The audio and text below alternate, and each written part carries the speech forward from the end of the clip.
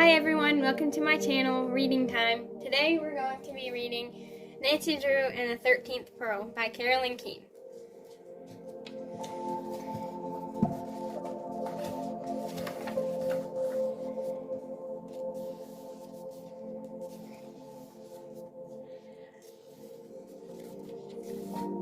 Chapter 1, Mr. Moto.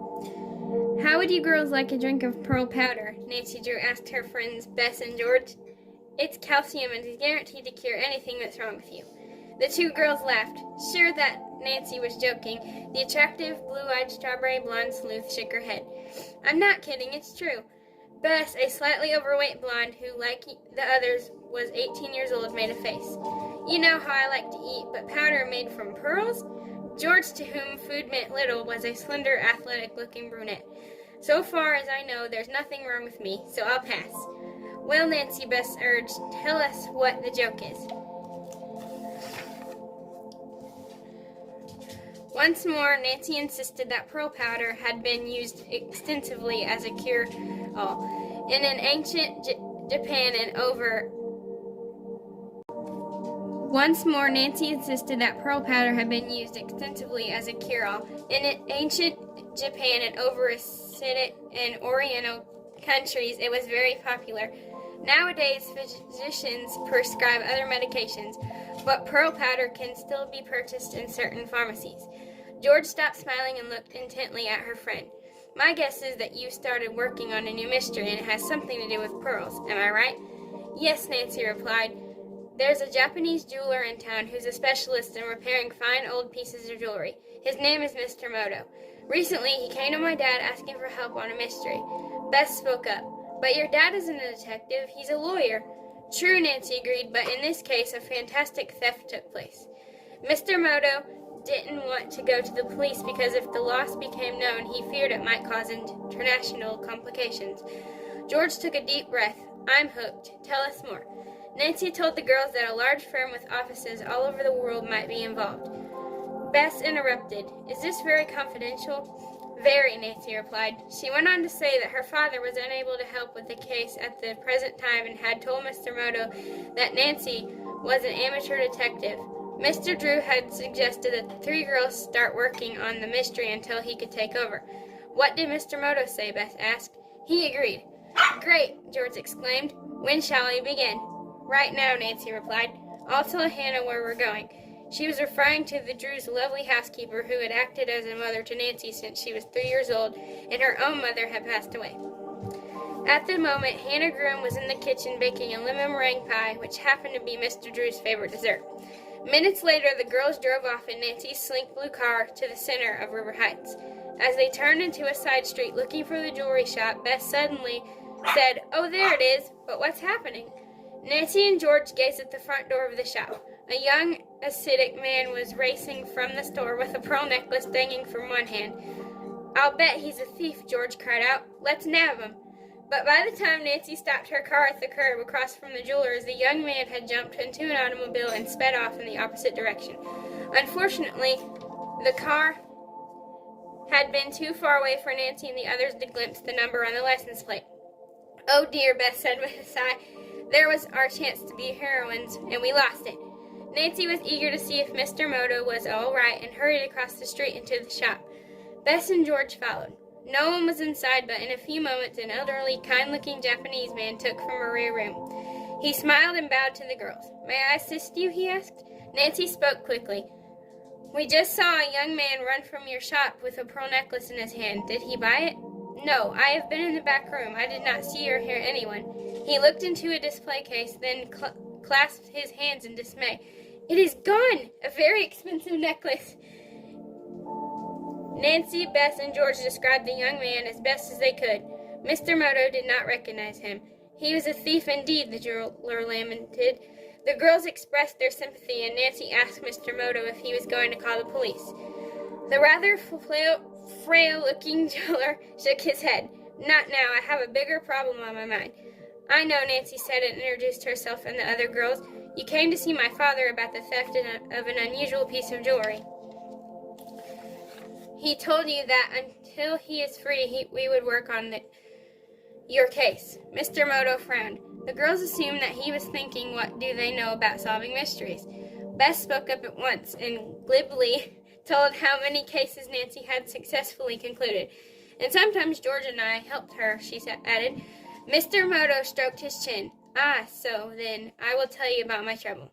But you must promise to keep this matter to yourselves. Each girl said she would honor his secret. I have a client named Miss Tanya Rosemeyer, the jeweler began.